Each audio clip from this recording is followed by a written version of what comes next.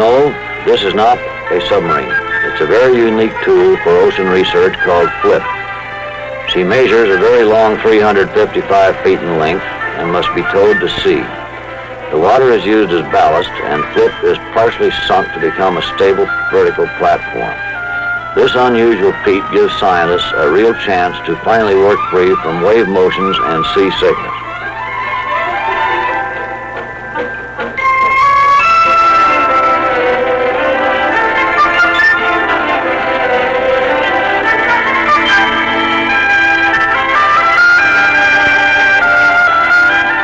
After FLIP is vertical, a cluster of specially mounted hydrophones serve as ears to unlock the secrets of underwater sound.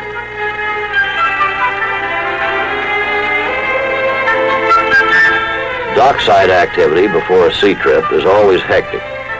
Boxes of fragile electronics gear are carefully handled, checked out, and loaded aboard.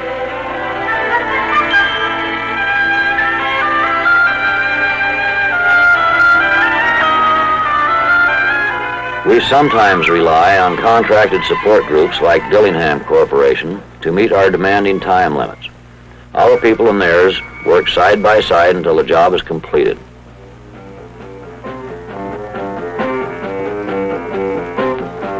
Lightweight aluminum booms are shipped welded together and are cut apart before installation on FLIP.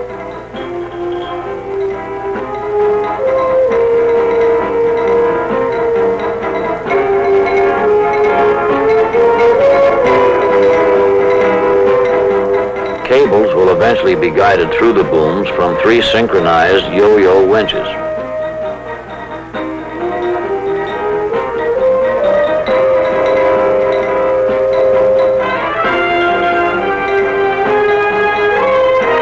It pays to have a sharp crane operator. One bad move on his part, and the trip might have to be canceled.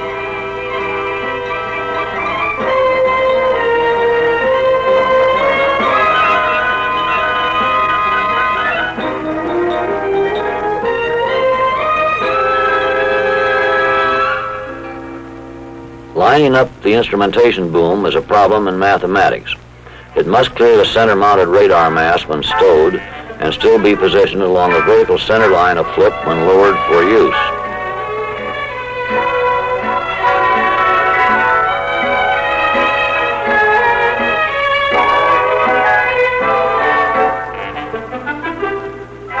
A lot of nerve and careful calculations gets the job done. These riggers certainly earn their pay.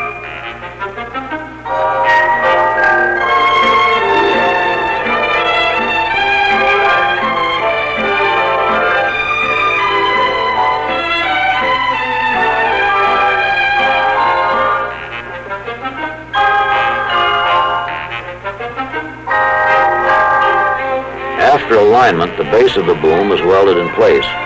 This task is handled by our expert welders. The boom can then be lowered and secured for use at sea. The work these men perform cannot be underestimated. They have to work both fast and accurately.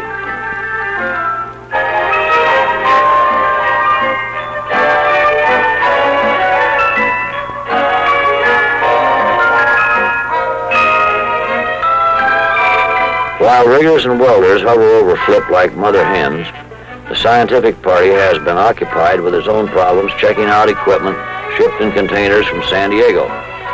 They have cleverly utilized these huge shipping boxes as portable labs to run the gear through its shoreside check patterns.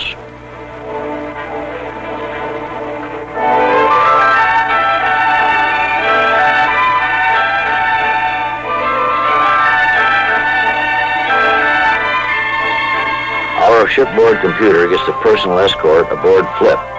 It will process all of the data from our expedition.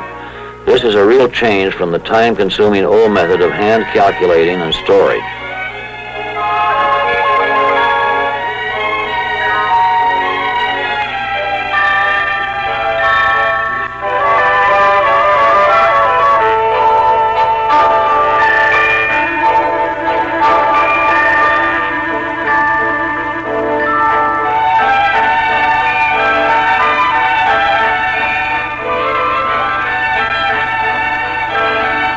Flip's newly designed easy access hatch leads directly to the electronics lab below.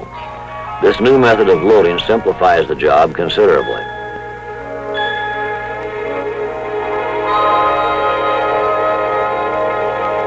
The computer safely aboard signals our readiness to get underway.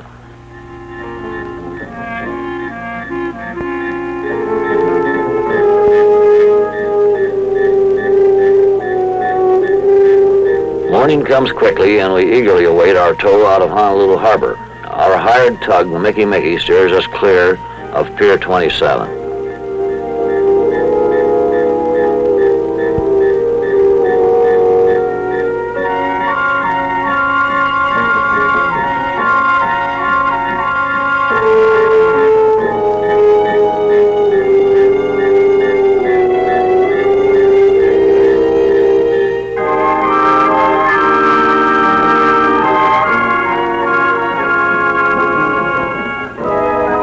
Our tugboat manages a fast tow despite the heavy payload she is pulling. The tug crew members welcome the excitement of oceanography over long, monotonous hours of towing cargo.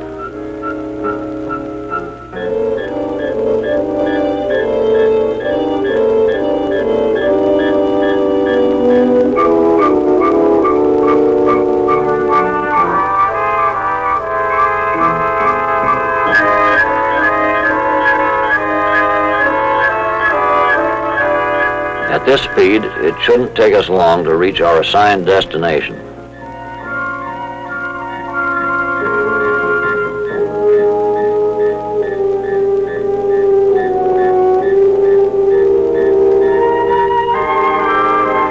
On station, Captain Silva wastes little time in flooding tanks for a vertical transition.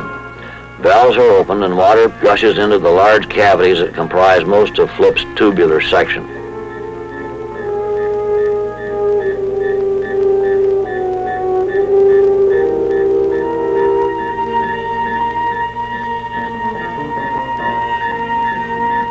All of the crew are trained to operate Flip's maze of valves and gauges. However, one man can handle this if necessary.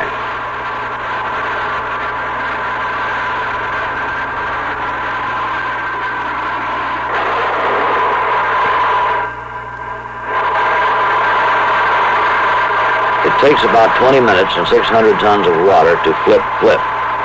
She swallows water like a thirsty whale and suddenly takes on all the appearances of a sinking ship. About this time, the new sailors aboard wish they were somewhere else.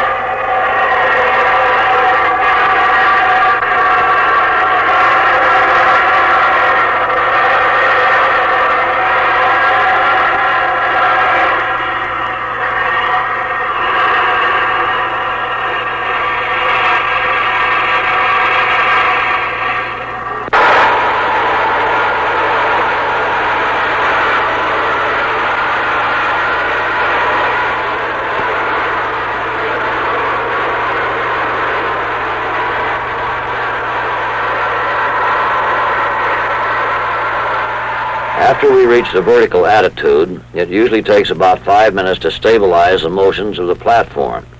During this period, the crew is occupied with checkout lists and preparations for the start of round-the-clock data gathering.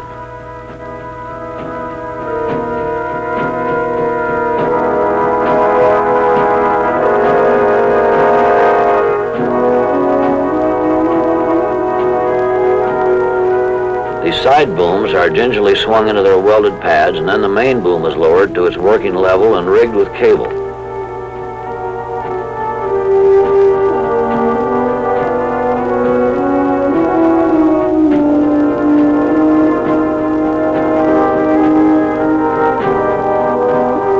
Communications watches must be maintained aboard the Mickey and Flip. Both captains keep careful checks on their position and double-check their findings with portable handheld radios.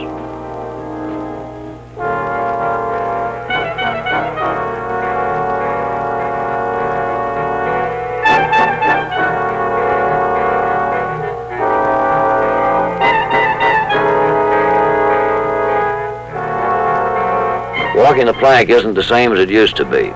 The modern-day sailor must double as rigger, diver, radioman, and deckhand. On Flip, walking the boom is an everyday occurrence.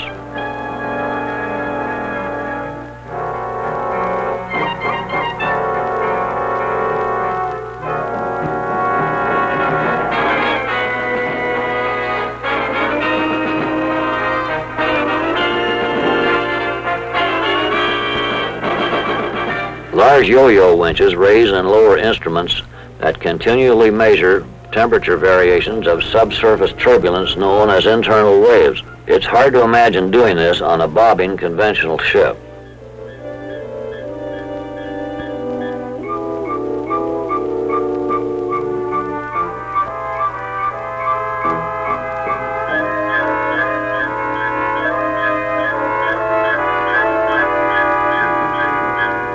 Calm seas give us an opportunity to launch our Boston whaler. This unsinkable utility boat serves many purposes, from chores to personnel transfers.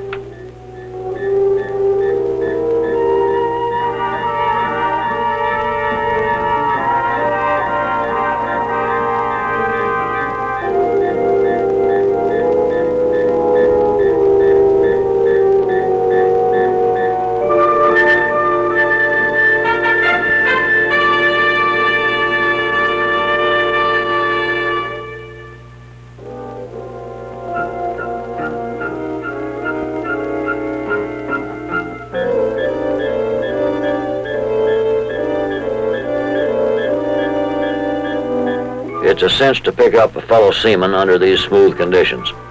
With sunshine and calm rolling waves, we can hardly blame them for steering the long course back.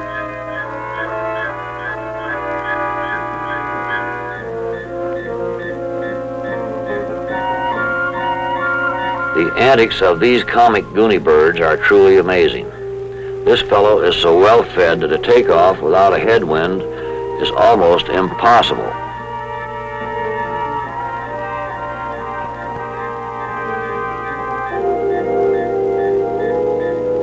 Flip stability is misleading when seen from the bow of a gyrating Boston whaler.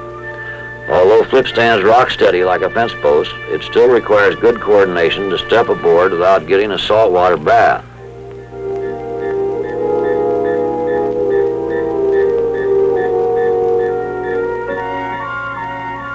You do a lot of ladder climbing to get around Flip. The captain starts his station-keeping chores by first checking all of the interior areas, beginning with the engine compartment.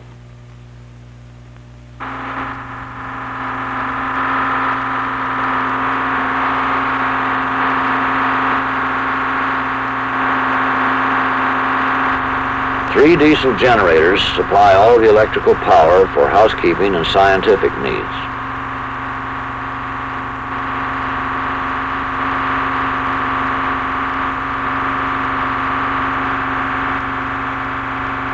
Gimbaled mounts keep the generators level as Flip rotates around them. Flex cable and swivel-fitted hoses relieve any undue strains during flipping.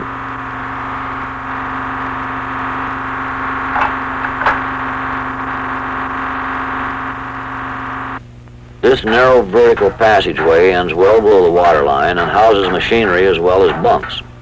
There are no portholes for underwater viewing, but they could be added later. Future plans call for windows at the 150-foot level.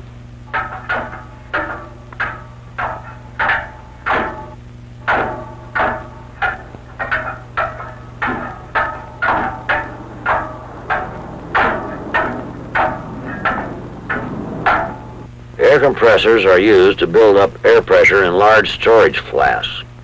Water is then blown out during the vertical to horizontal transition. All of the working machinery is carefully checked and maintained by the crew.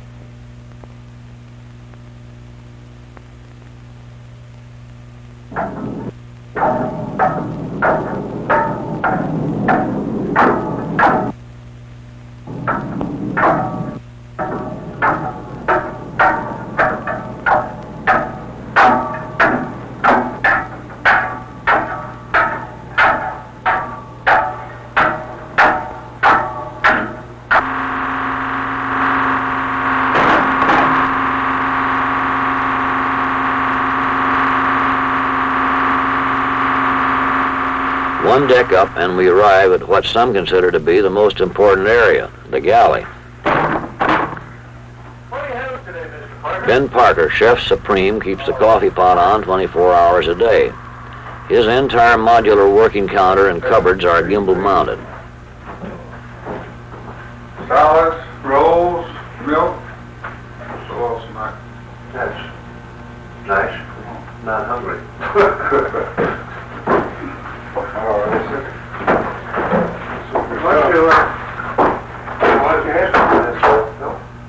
It pays to stay on the good side of Ben. Menus vary from today's delicious dish of chicken cacciatore to barbecued beef, with a wide assortment of salads and side dishes always available. God, you gotta be early to beat this herd. Directly above the galley is the most active area, the electronics lab. Instrument racks that were carefully lowered on their sides are now upright and functioning well with sea movements canceled out by Flip stability.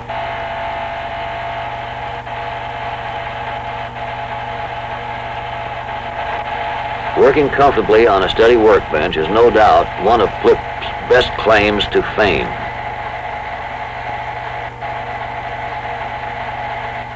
Commands are punched into the teletype to communicate our words into the language of the computer.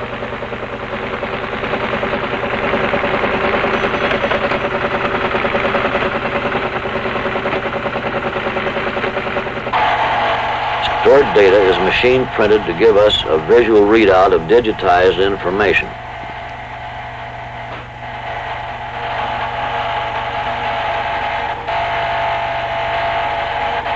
While the computer works its assigned tasks, the crew is busy in the same area solving problems in navigation that they will relay to shore via maritime radio. All of the vessels in Scripps' fleet keep in constant contact with each other through radio station WWD in La Jolla, California.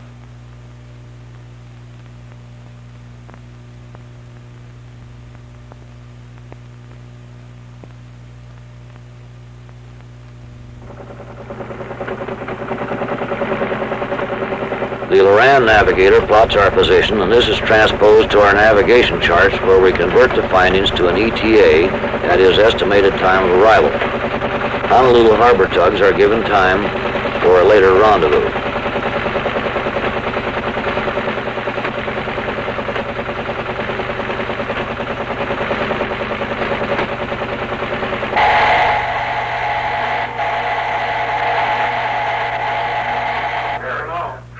When chow is ready, activity slows in the lab, but not at the only access ladder to the galley.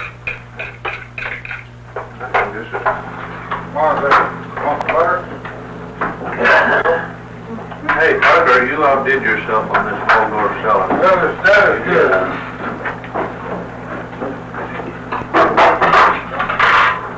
Food is served piping hot, buffet style, with seconds the order of the day. There isn't anything better for morale than an attractively served, good home-cooked meal. Fancy as hell. What? You didn't lose one of your teeth, did you? No, sir. I did. I did, but I don't see how the hell it got down here.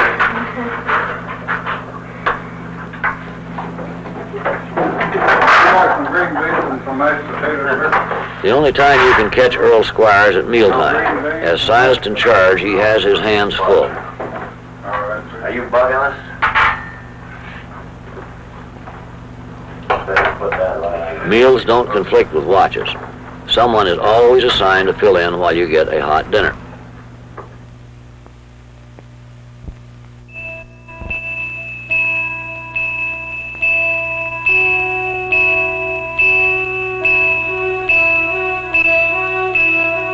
After chow, you can take part in group bull sessions or just be alone with your private thoughts.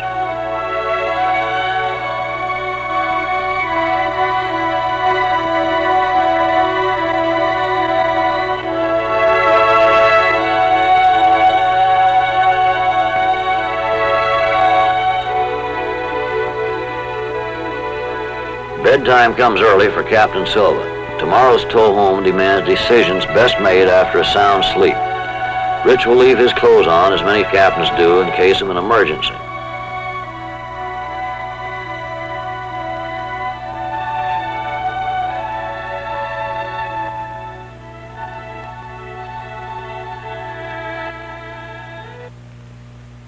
The sun slowly rises, and we have already flipped to the horizontal in the darkness of early morning. All systems are go, and the crew is eager to get underway.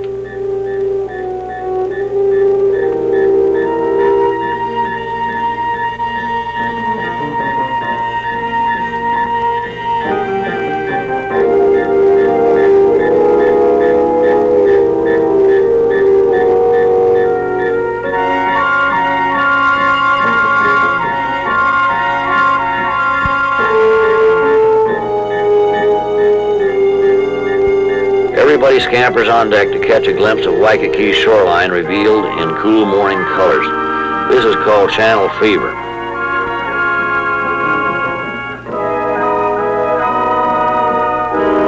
Our long ocean towing cable has to be shortened to a safer length as we enter the harbor.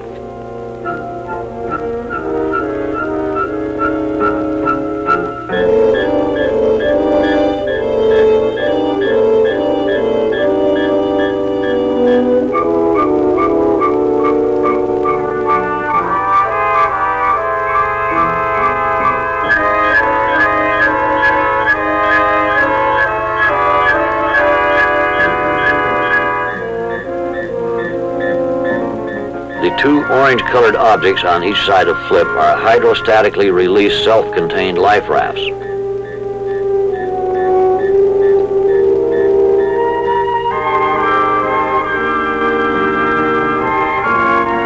Captain Paul will coordinate our maneuvers in the harbor with the assist tugs.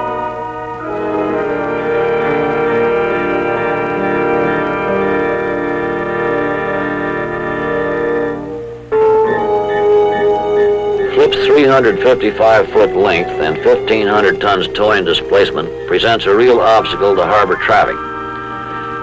Any change in towing direction has to be done with care.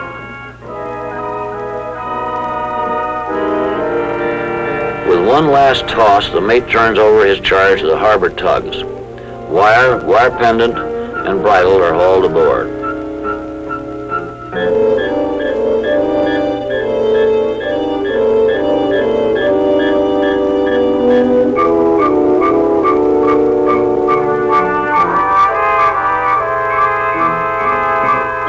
Flip does not have any propulsion power of her own and has to rely on tugs to move her about. This makes it highly frustrating for the skipper responsible for his craft. A tug on the bow and one on the stern, and we are lined up for docking.